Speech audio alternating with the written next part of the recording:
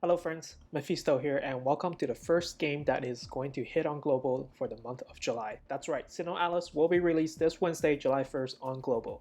Now currently there is a Chinese and Japanese server to this game. I'm showing you guys the Chinese version here, but all the more excitements with a global launch. This is a beginner's guide to jumpstart into the game and I'll make more detailed guide in the near future, so let's dive right into it. So what exactly do you do when you enter the game? Originally in either Chinese or Japanese server, when you first start the game will make you do the first 10 roll. If you're unhappy with it, you just re-roll until you are. Now there's news here and there that they may be changing up the system, so until it's released, we won't know if it's the same or if they will take out the initial rolling altogether. I'm probably not going to do a re-roll guide until it's released, so stay tuned. Now with this being the global launch, there is no meta, there is no tier list, so for beginners, it will not matter who you pick, so go with your favorite character to start things off. Now that does not mean you shouldn't re-roll if there is the option available. In this game, essentially you are rolling for job weapons, and the rare double S with L weapons will come with characters. It's quite easy to get double S tombs with re-roll, and what you want to roll for is more than one job to start the game. Now to avoid any confusion, so what is the difference between a character and a job? In this game, the character roster consists of 8 different jobs for 8 different characters, namely Alice, Snow White, Cinderella, Gretel, Sleeping Beauty, Red Riding Hood, Kaguya, and Pinocchio. So when Alice is equipped with a sphere, she is considered as a paladin. When she's equipped with a bow, she is considered as a gunner. If you go to the character page, it will tell you which weapon they're best with, along with a set of weapons that you can equip to this character. I have a list of jobs here and weapon types and their specializations as reference, so feel free to refer to it when you guys are equipping the characters or choosing the right weapons for your characters. Now with the jobs, it's important for you to not only raise the job associated with the character that you're currently playing, but also all the jobs. There are passive added benefits when you do, and it doesn't just affect the character that you're currently playing. The bonus is pretty much applies to your account, so the benefits is actually shared with any character in the roster that you have. In addition, these benefits stack, so you want to up as many jobs as you can. Again, whether you are rolling or re-rolling, you want to get 2 jobs with the same weapon to start. Also, it's important to note for a lot of the new players now, just because a weapon is linked to a job when you roll it, it doesn't mean you can't use the same weapon for another character with the same job. So an example of that is, say you get a double S axe on Snow White, it doesn't mean you can't use it on Alice. You can. Now, once you're inside the game, you will have a choice to pick between one of the 4 characters: Alice, Snow White, Akatsuki or Red Riding Hood, and Pinocchio. Again, it doesn't really matter which one you pick to start, just go with whatever you like. If you end up clearing the story mode, you will unlock all 8 of them eventually, and you do want to unlock all 8 of them so that you can up all the default jobs.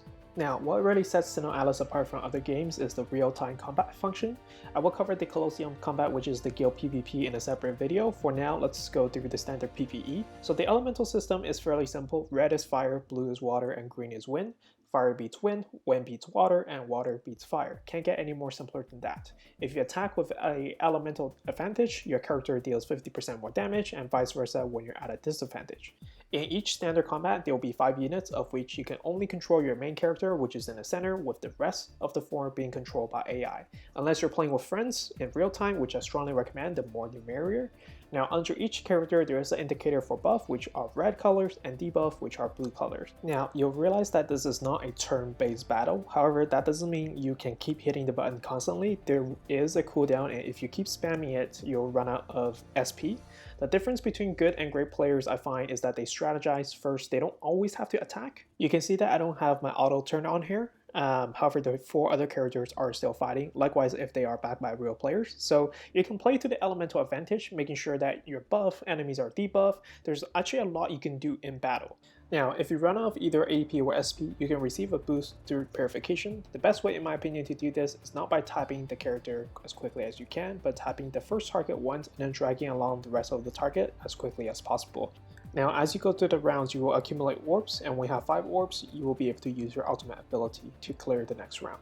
Some people say that you should save it for bigger targets. My recommendation is just to use it the moment it's fully charged. You could get lucky and hit the bigger target as the next round, but what's most important is you will likely be able to use the ultimate twice, and if you do end up clearing 2 rounds of the smaller target, it will actually add up to 1 round of the bigger target, so it all evens out at the end, and we should be able to do our second ultimate here just in time. And there you go. So it's more than likely that you'll be able to do this if you do time it properly. Now, the last thing I want to show you guys is the job weapon ranks and how you should go about upgrading them. Generally, the ranking will go from C, B, A, S, double S, and L. C and B basically no one ever uses. 80% of the time with any rolling will drop at least an A rank, so don't even bother upgrading B and C rank. Most of you will probably use A rank to start, and you can actually upgrade A to S, and with some of them being capable to being upgraded to double S. Now, S can be upgraded to double S, and double S can be upgraded to L. What you do with them exactly, and what if you roll a single double S rank with your first roll. In each battle, you have a roster of weapons that is randomized. I will repeat, it is randomized, so you don't know what weapons you're going to be getting and when you're going to be getting them. So it's better to have a roster of good attacks. This is that you have to level out your weapons evenly, rather than having a roster of 1 decent attack and then you're mediocre for the rest of the battle. Now, if your resources is limited, investing in at least around 4 to 6 weapons is my recommendation. So hopefully this is enough to get you guys a good start on Wednesday when the game comes out. Once again, I will be making more in-depth guides and everything you need to know about the game inside and out in the near future. Remember to like, comment, and subscribe to my channel to keep up to date with the game, and I'll see you guys on the other side.